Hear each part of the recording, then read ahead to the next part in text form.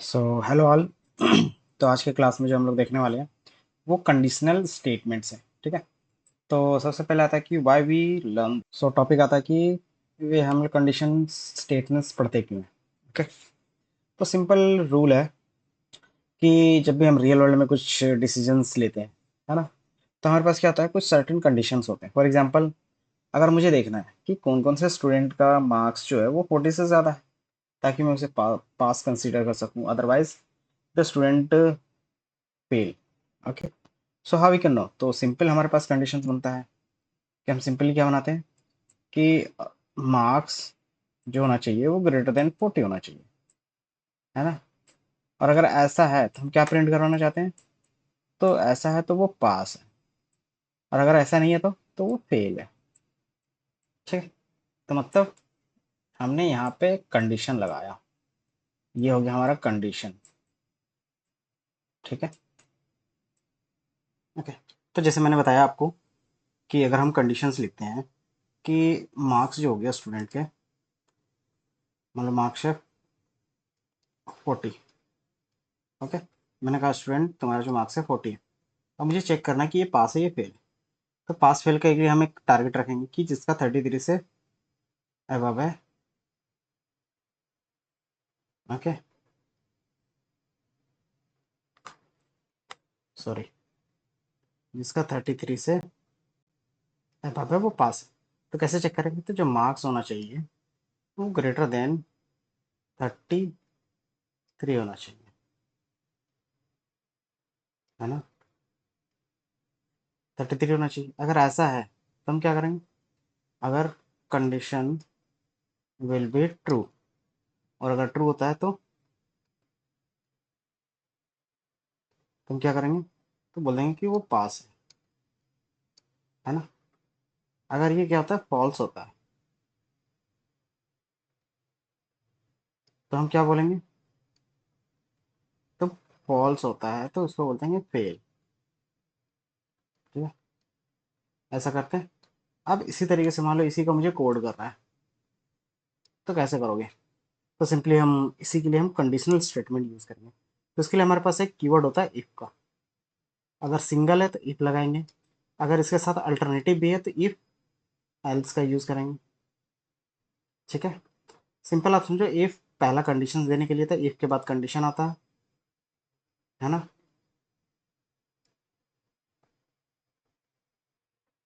ठीक है। तो ये चीज हम लोग यूज करेंगे। जैसे अगर आप देखोगे student marks greater than 40 then pass, otherwise they fail. Same चीज अगर मुझे देखना है कि अगर टेम्परेचर्स क्या है, 40 डिग्री से ज़्यादा है या 30 डिग्री से 35 डिग्री से ज़्यादा है, तो सनी डे होगा तो मुझे सन ग्लास पहनने होंगे। अदरवाइज अगर नहीं है, धूप नहीं है, तो हम क्या करेंगे, अम्ब्रेला लेंगे। ये सारा चीज़ हम लोग पाइथन में यूज़ करने वाले हैं। So we use a conditional statement. ठीक है।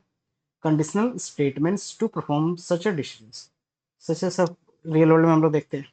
ठीक है। एक ट्रैफिक लाइट है, ट्रैफिक लाइट क्या है, तो वहां पे भी कंडीशंस लगे। If the light is green you can go, if the light is yellow slow down, if the light is red you can stop. This is exactly how conditional statement work. Same इसी तरीके से क्या कर सकता है, conditional statement use होता है। Different actions depending on the situations. ठीक है। अब इसमें कुछ इंडेंटेशंस रूल्स हैं। इस इंडेंटेशंस का मतलब होता है स्पेस। ठीक है। जो भी हम स्पेस यूज करते हैं वो इंडेंटेशंस के फॉर्म में आते हैं। ठीक है। तो हम लोग ये इंडेंटेशन यूज करेंगे ना। पाइथन में हम लोग ब्रैकेट यूज नहीं करते हैं, जैसे सी सी प्लस में अगर किसी ने पढ़ा होगा तो हम लोग ब्रैकेट यूज करते हैं। ठीक है। मैं थोड़ा सा 2 मिनट के लिए थियोरेटिकल जाता हूँ, फिर हम क्या करेंगे, एक्सप्लेन करेंगे प्रैक्टिकली। ठीक है। तो इंडेंटेशन हमारे पास सिंपल आप बोल सकते हो एक तरीके से कि स्पेस होता है जो हम पाइथन में मैनेज करते हैं। ठीक है।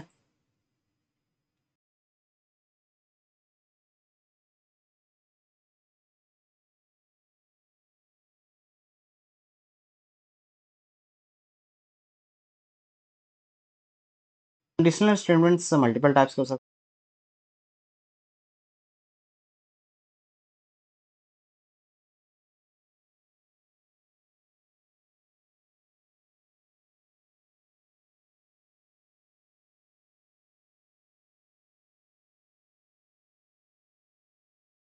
तो ये चीजें आती हैं।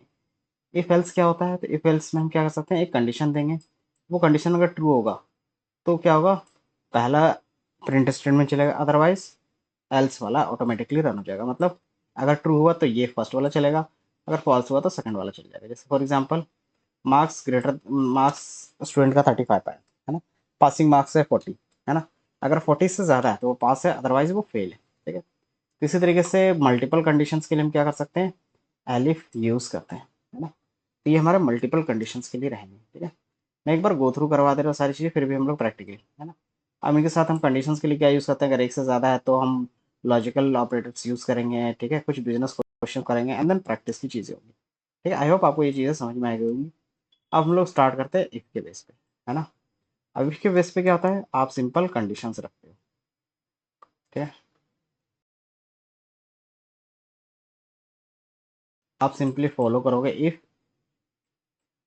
ये देख रहा है, if conditions then statements. Statements क्या होता है, जो आप रिजल्ट चाहते हो, रिजल्ट इफ कंडीशन ट्रू। ठीक है, तो ये चीज़ रहता है यहाँ पे। ओके, ठीक है, तो हम क्या करेंगे, अब इसमें कुछ चीज़ें होंगी जो हम लोग लिखना चाहेंगे। जैसे इफ कंडीशंस स्टेटमेंट, इफ अगर कंडीशन है तो कंडीशंस दो चीज़ हो सकता है, या तो ट्रू होगा या तो फॉल्स होगा, है ना। अगर कंडीशन ट्रू होता है तब ये इसके अंदर का स्टेटमेंट क्या करेंगे। फॉर एग्जांपल हम लोग क्या करें, चेक करें कि नंबर पॉजिटिव है या नेगेटिव। तो सिंपल कंडीशन क्या होता है पॉजिटिव नेगेटिव का, बता सकते हो कोई। तो सिंपल ये रहता है कि अगर कोई भी number is positive if number greater than 0, simple होता है ना। ये हम लोगों ने इंग्लिश लैंग्वेज पे लिख दिया। अब हम लोग क्या कर रहे हैं, कोई एक नंबर ले रहे हैं, तो हमने एक नंबर ले लिया, नम नम इक्वल टू -30। ठीक है, मैंने बोला कि ये कंडीशन होगा तुम्हारा। ठीक है, अभी कंडीशन कैसे लिखोगे, तो उसके लिए हम क्या करेंगे, एक इफ का यूज़ करेंगे। ठीक है, साथ ही साथ मैं एक और नोटबुक आपके लिए रख देता हूँ ताकि मैं वहाँ पे प्रैक्टिकली आपको दिखा दूँ।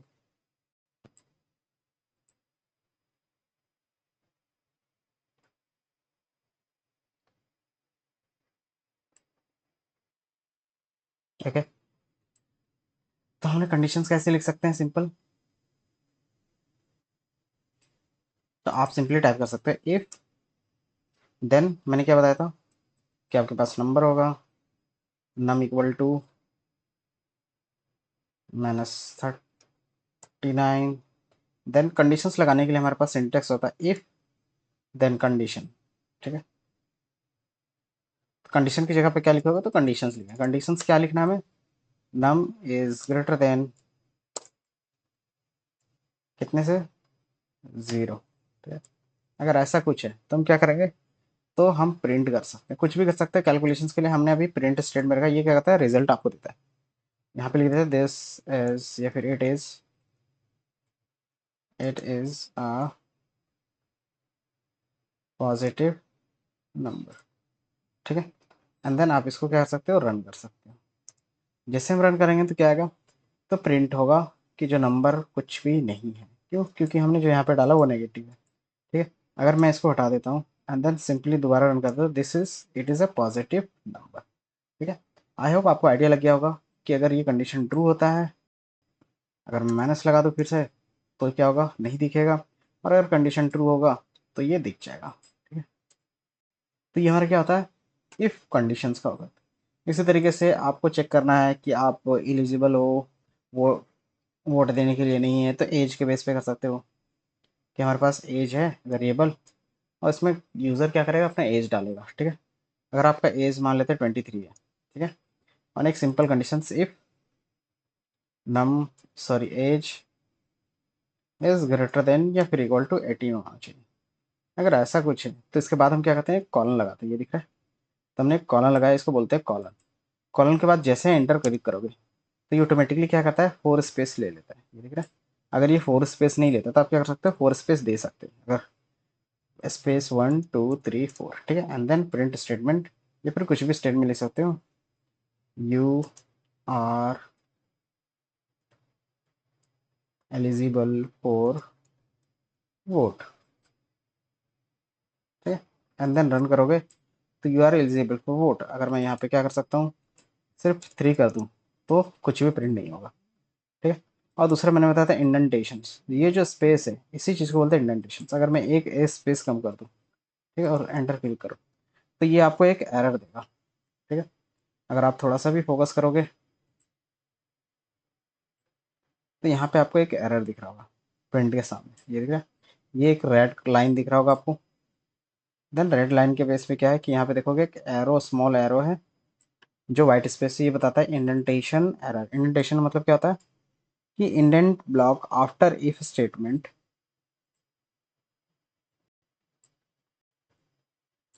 Of line 3। लाइन 3 कैसे पता चलेगा, first line, second line and third line, ठीक है। थर्ड लाइन में आपका एरर है इफ स्टेटमेंट जो हमने लिखा है उस पे, ठीक है। तो आपको क्या करना है, तो मैंने बताया था कि जब भी ये कॉलन आए, है ना, उसके बाद का जो लाइन होगा अगर वो उसके अंदर लिख रहे हैं, ठीक है, तो स्पेस आएगा ही आएगा। ये दिखा है, हमने स्पेस दे दिया, ऑटोमेटिकली ये रन हो गया, ठीक है। अगर मैं एज को थोड़ा सा इंक्रीज कर देता हूँ एंड ये आपको एलिजिबल दिख गया, ठीक है। अब ये सिंपल क्या हो गया, इफ़ के बेस पे, है ना। क्या हमारे पास और भी चीज़ें होती हैं, तो हाँ हमारे पास इफ़ एल्स का, अगर वोटर एलिजिबल नहीं है तो उसकी जगह पे क्या प्रिंट करो, एल्स का पार्ट प्रिंट करो, ठीक है। तो इसी चीज़ को क्या कर सकते हो आप, दोबारा से अगर मैं क्या करूँ, दोबारा डिफाइन कर दूँ A is equal to 33 and if age is greater than equal to 18। ये सिंपल मैथमेटिकल कंडीशनल ऑपरेटर्स हम लोग लगा रहे हैं, ठीक है, जो क्या करता है, कंपेयर करता है, ठीक है। यहाँ पे हमने प्रिंट कर दिया। मैं दोबारा इसलिए लिख रहा हूँ ताकि आपको क्या हो, थोड़ा सा प्रैक्टिस हो जाए, है ना। And then you are eligible for vote, and then इसको मैं क्या करता हूँ, यहाँ पे पेस्ट कर देते हैं, ठीक है। ये हो गया सिंपली कि सर जो पुराना था वही है, हाँ पुराना वही है। अब मैं चाहता हूँ कि अगर ये फॉल्स हो जाए, कि मान लो ये सिर्फ क्या है, 33 है, तो इसकी जगह प्रिंट आना चाहिए कि यू आर नॉट एलिजिबल, ठीक है। तो वो कैसे आएगा, तो कंडीशन जब फॉल्स होगा तो वो प्रिंट होना चाहिए, ओके। तो वो कैसे प्रिंट करेंगे, तो सिंपल सी बात है, मैंने बताया था कि दूसरा हम इसी के नीचे एक और स्पेस दोगे तो 4 स्पेस के बाद आएगा, ये दिख रहा है। तो मुझे क्या करना है, इसी के जस्ट इंडेंटेशन के सामने, इंडेंटेशन सामने मतलब क्या हो गया कि इफ के जस्ट नीचे ब्लॉक में चाहे जितना भी स्पेस दो, जस्ट नीचे आपको एक एल्स स्टेटमेंट लिखना है। एल्स लिखेंगे, एल्स क्या करता है, तो बेसिकली चेक करता है। तो यहाँ पे हम लिख सकते हैं एल्स, देन कॉलन लगाएंगे। कॉलन का मतलब होता है कि एल्स यहाँ से स्टार्ट है, जैसे एंटर करोगे तो ये स्पेस देगा। अब इस एल्स के अंदर क्या लिखना चाहते हो वो प्रिंट, ठीक है, प्रिंट कर देंगे। एंड देन यहाँ पे लिख देंगे सिंपली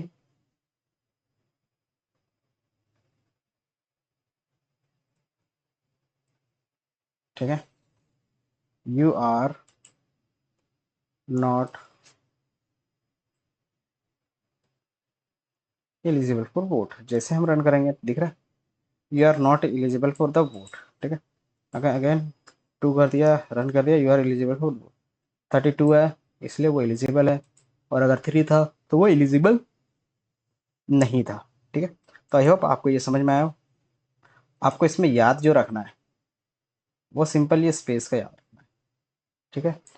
आपको याद रखना है कि जब भी ये कॉलन आए और कॉलन के अंदर मुझे ये कोई भी चीज़ लिखना है तो हम क्या करेंगे, 4 स्पेस के बाद लिखेंगे। ये जब भी कॉलन आए, कॉलन के बाद कुछ भी लिखना हो तो 4 स्पेस के अंदर लिखेंगे, और ये उसके अंदर होता है ना। बच्चे यहाँ पे एक थोड़ा सा और भी कन्फ्यूजन करते हैं कि मान लो सर मैंने ये तो लिख दिया, ठीक है, अगर क्या मैं इसके लास्ट में लिख दूँ print and and the code, ठीक है। अगर मैं इसको रन करूँगा ये दिख रहा है। अब लोग सर ये तो रन हो गया, लोग आपने यहाँ पे स्पेस नहीं दिया, ये रन हो गया। लेकिन अगर आप देखोगे, है ना, तो यहाँ से यहाँ तक हमारा कंडीशनल स्टेटमेंट है, इफ एल्स इसको बोलते हैं, ठीक है। अगर इफ़ के बेस पे कुछ प्रिंट करना ना है तो आपको यहाँ लिखना होगा, एल्स के बेस पे कुछ प्रिंट करना है तो इसके अंदर लिखना होगा। इसके बाहर जो भी लिखोगे वो इसका पार्ट नहीं होगा। ठीक है, मतलब क्या है, सिंपल सिंपल है कि ये ऑलवेज एग्जीक्यूट होगा चाहे कोई भी कंडीशन ट्रू हो। जैसे मान लो भी 32 वाला कंडीशन था वो ट्रू हो गया, अगर मैं भी क्या करता हूँ 3 वाला करता हूँ तो भी क्या होगा कि आपका ये इन द कोड वाला रन होगा। क्यों? क्योंकि ये किसी भी कंडीशन के अंदर नहीं है।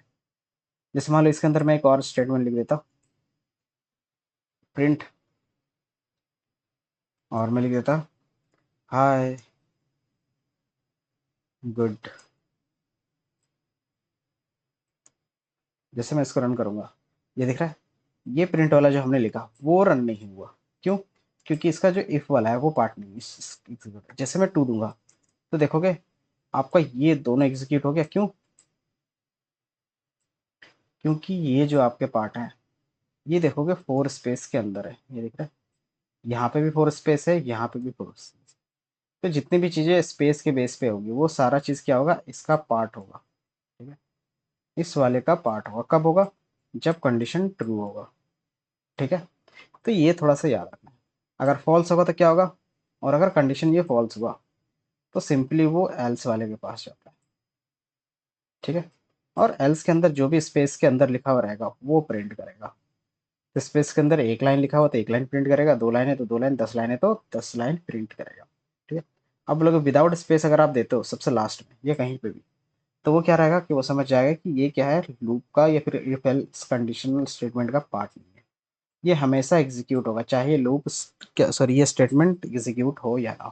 ठीक है, तो ये थोड़ा सा आपको याद रखना होगा। ठीक है, इंडेंटेशंस तभी लगाते हैं जो उसके अंदर का कोड है इसलिए। ठीक है, एल्स में भी उसके अंदर का कोड है।